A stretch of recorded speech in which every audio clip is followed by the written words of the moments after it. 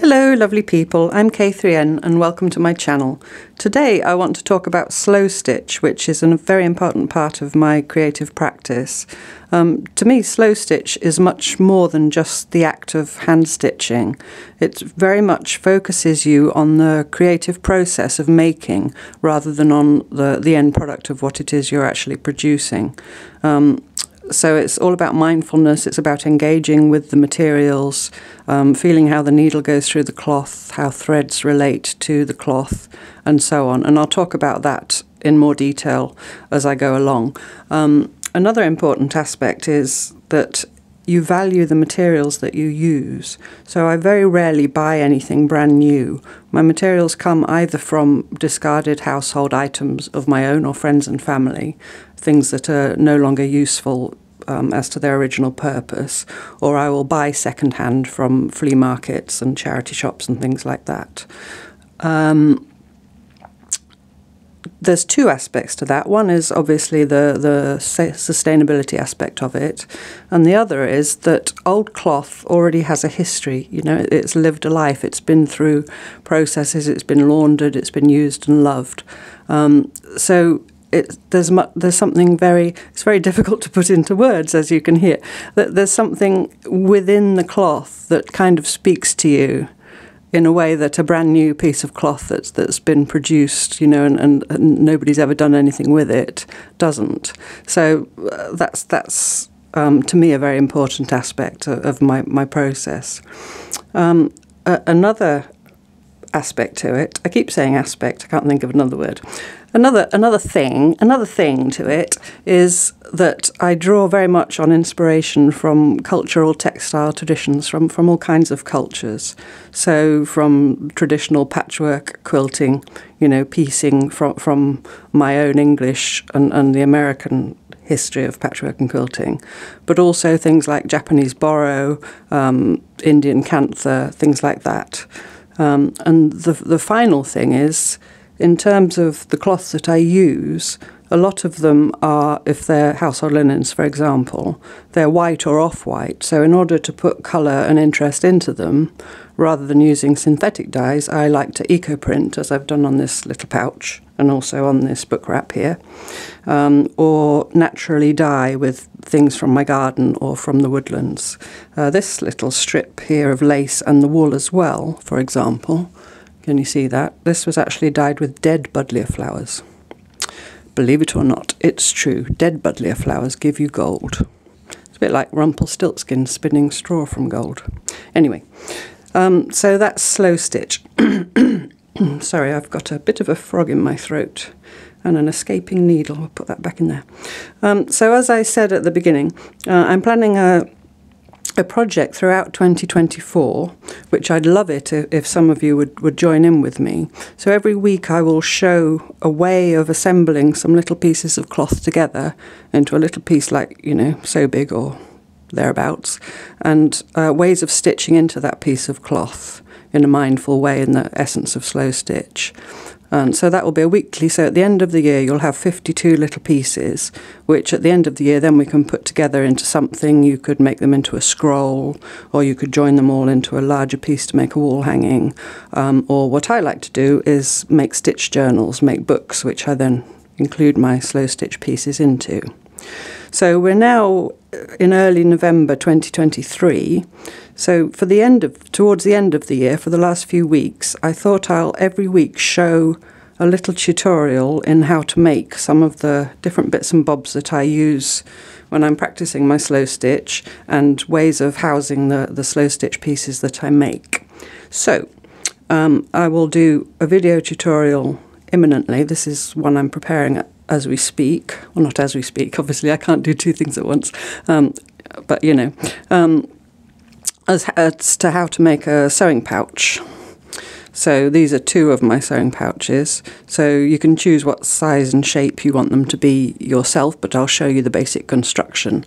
This one's quite square because I just went with, like I said, the piece of fabric that I had, and that's just a simple pouch with a twiny tie. And this little one I've had for a long time. It's been all over the place with me. It's the one I take if I go travelling.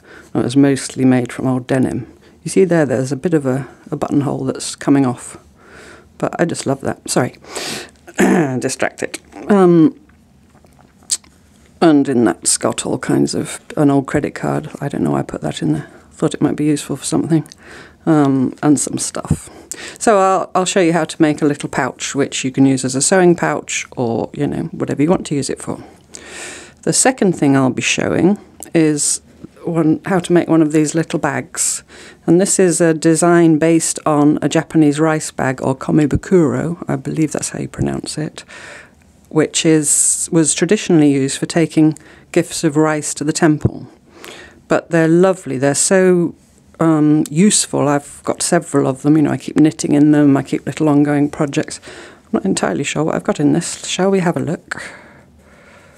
Oh yes, now I remember. Yes, this has got my little stitch meditation scrolls in. I will at one point do a video about those. Look at those lovelinesses. Anyway, back to the bag.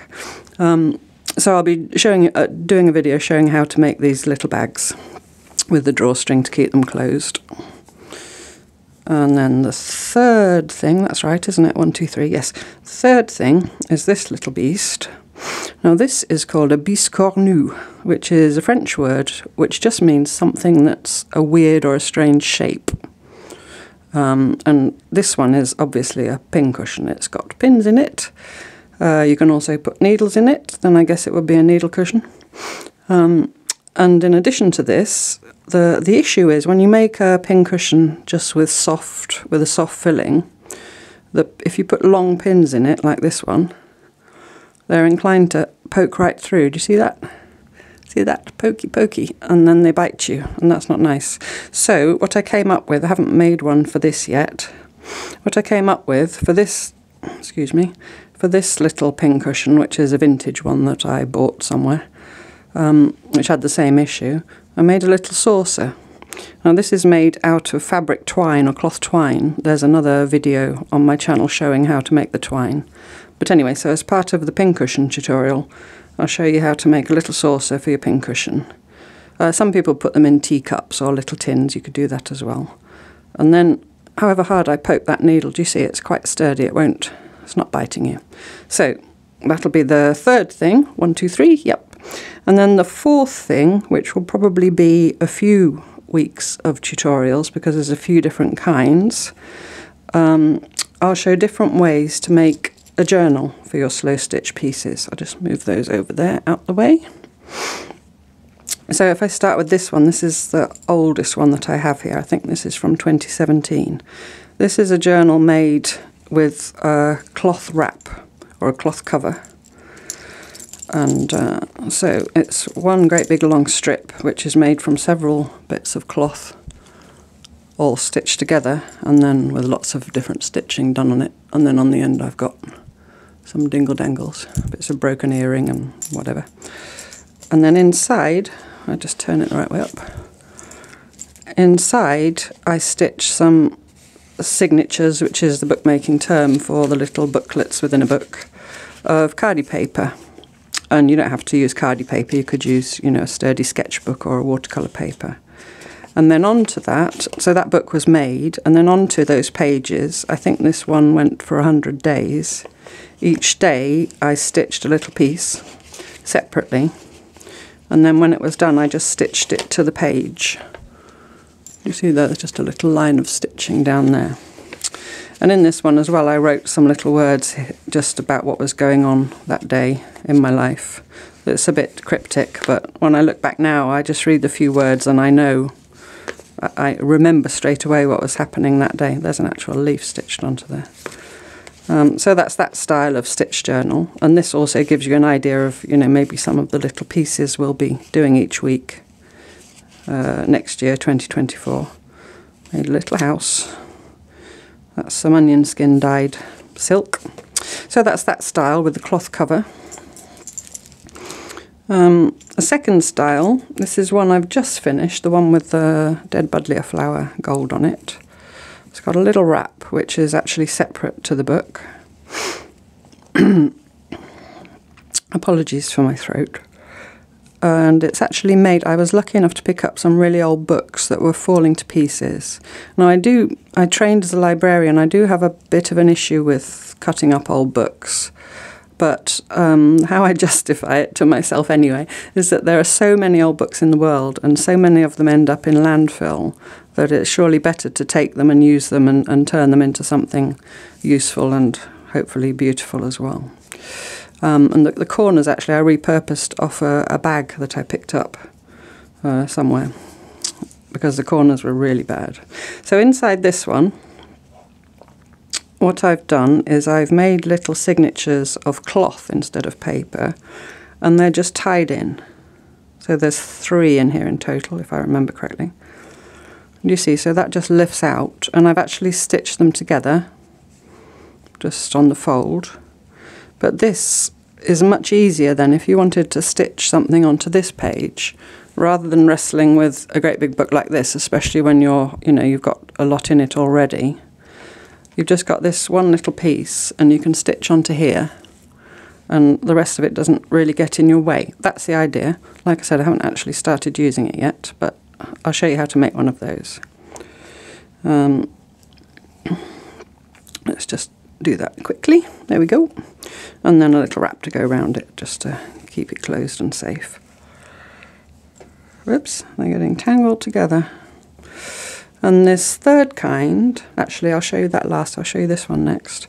This one here, which is the Japanese Boro inspired one, it's all bits of old denim and scraps sewn on it, has got the same kind of principle in the middle, which is this cloth book. There we go, which is tied around with this bit of repurposed stuff, trim. So then there's a little book within a book. Again, it's sewn together down the fold. But then you can take that out, and then you can stitch your little pieces onto the pages quite easily with the rest of it not really getting in your way. And then when you've done, oh dear, there we go. When you've done, you can just tie it back into its cover, and there it's safe and sound. And the slight difference with this one is then instead of having several cloth signatures, I've just got that one. It's quite a chunky one, and I've left lots of room here and here in the hope that we can avoid this a little bit, although I quite like this fatness. But either side of it I've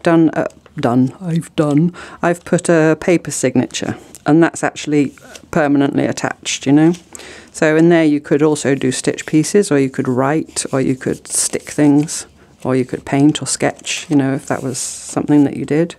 So there's one of those either side of the cloth. So I'll show you how to make this kind.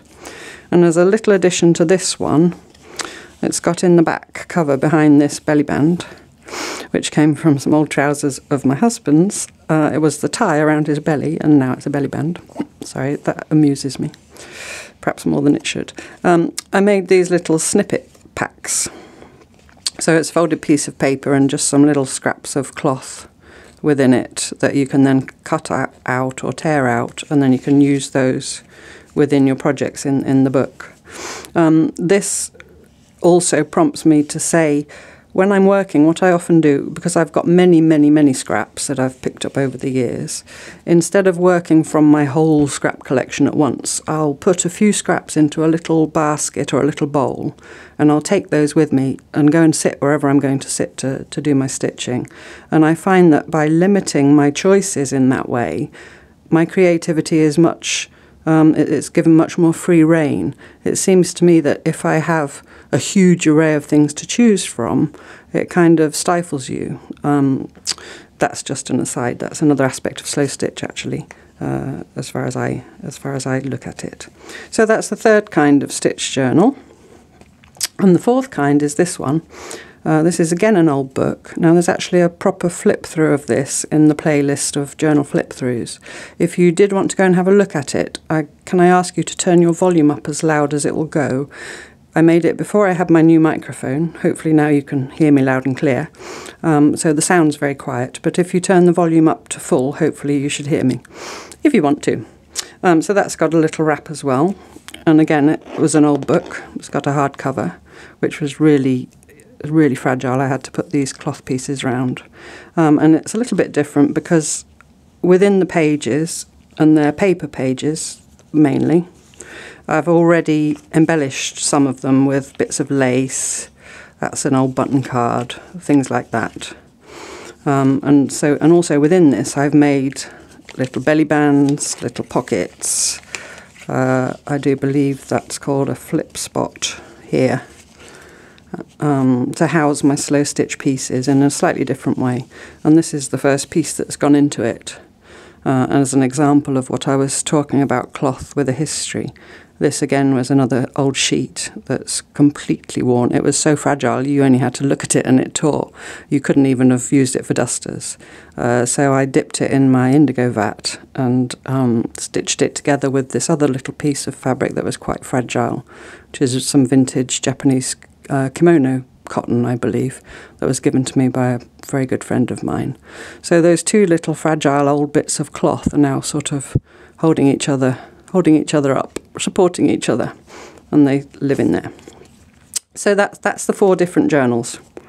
So there we go. So just to recap, starting January 2024, each week I'll show you how to make a little, like for example, a little cloth piece. So a way of putting cloth together to make an interesting serve. I call them back cloths. You make a little assemblage of cloth onto which you can then do your decorative stitching. So that'll be weekly. And for the rest of this year, I'll be showing you how to make a stitch journal, well, a few different kinds, so you can choose which one you like best. A pouch, which you could use for your needles and threads and so on. A little rice bag style with a drawstring. You could keep your cloth scraps in there or your project pieces while you're working on them. And finally, and not forgetting, the little biscornu, which is a word I love saying, and a little saucer made of fabric twine. So you'll learn how to join the fabric twine into a flat surface to make a structure to put the pin cushion in. So, all that being said, I would love it if you would like to follow along with me in the weekly project next year. If you could hashtag, if you're on Instagram or Facebook, hashtag slowstitch with K3N. I'll pop that down in the description as well. And then I'll be able to see all your lovely creations. So there we go, that's Slow Stitch. That's an introductory video to some of the things that I plan. I hope that was enjoyable and informative, and I look forward to seeing you next time for more Cloth Tales. Thank you, bye-bye.